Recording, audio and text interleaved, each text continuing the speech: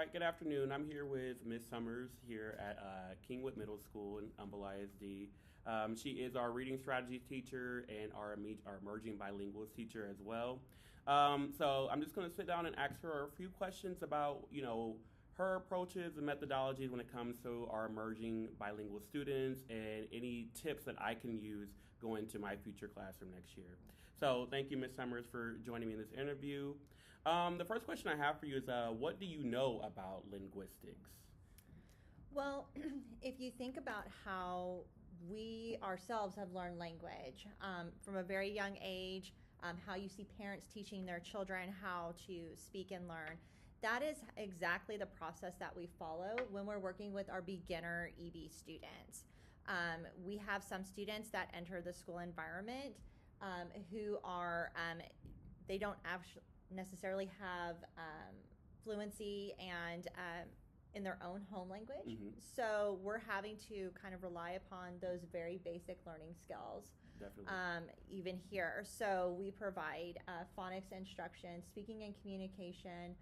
They also participate in cultural educational opportunities too, so they can learn what life is like in the United States. I love that. I love that we're giving them that opportunity to not only learn the language, but fully get immersed in the culture here in America. I love that. What approaches or methods do you currently use in your classroom right now for your emerging bilingual students? So for my emergent bilingual students, we utilize quite a lot of combination of evidence-based strategies in order to help them. And those strategies have been communicated to staff as we think from utilizing total physical response, which is a process by which it is what it sounds like. Utilize gesturing, facial expressions, photographs, and realia in order to ensure that our EB students can acquire academic vocabulary and understanding. Also utilizing sentence starters, question stems, anything that can help and prove useful for our EB learners. And also we provide a network of support to them through technology as well. So our students utilize Snap and Read, which is an app that's available to them where it will help them translate into English, but they can also listen to materials in their own languages as well. They utilize Google Translate as well as Co-Writer to facilitate writing skills. And what that does is that kind of helps create a bridge between what they're able to do in the classroom to where they are now as an English language learner. And it also helps facilitate communication between the student and the teacher as well. Awesome. So thinking about our campus, Kingwood Middle School, what type of ELL students do you currently serve in the classroom? So we have 92 ESL students, Okay. students that are coded as ESL.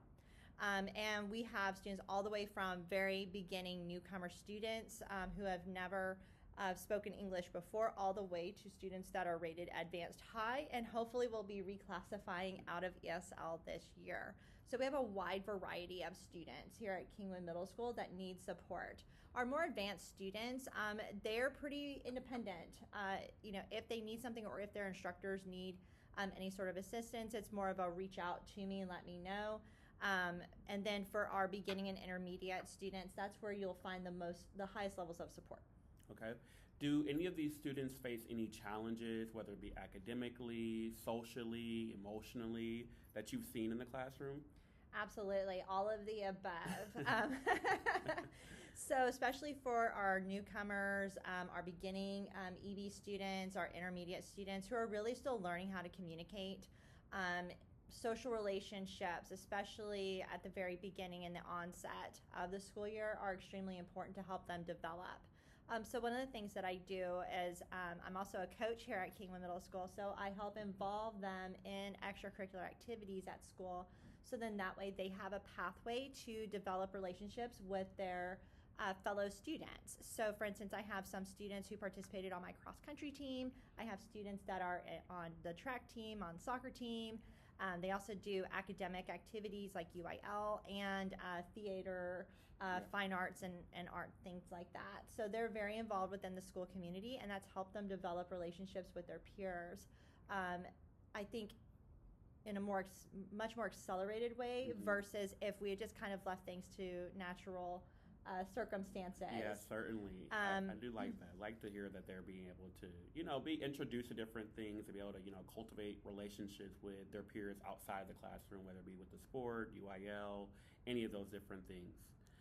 The last question I have for you, so, as a future first-year teacher, what advice do you have for future teachers of emerging bilingual students? I think the first thing is to, one, be aware of the students that you have in your classroom. Be aware of all student populations. Do your homework, ask questions if you're not sure. Also, check in to see what accommodations those students have. Frequently, especially with our beginner, EB, and intermediate students, you'll find that they have text-to-speech as well as content and language supports. That should be embedded within digital assignments and things like that.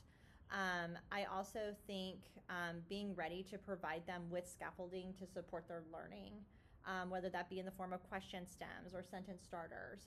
It could also be making sure that they're sitting next to a student who speaks the same home language as they, if there is any sort of additional support needed.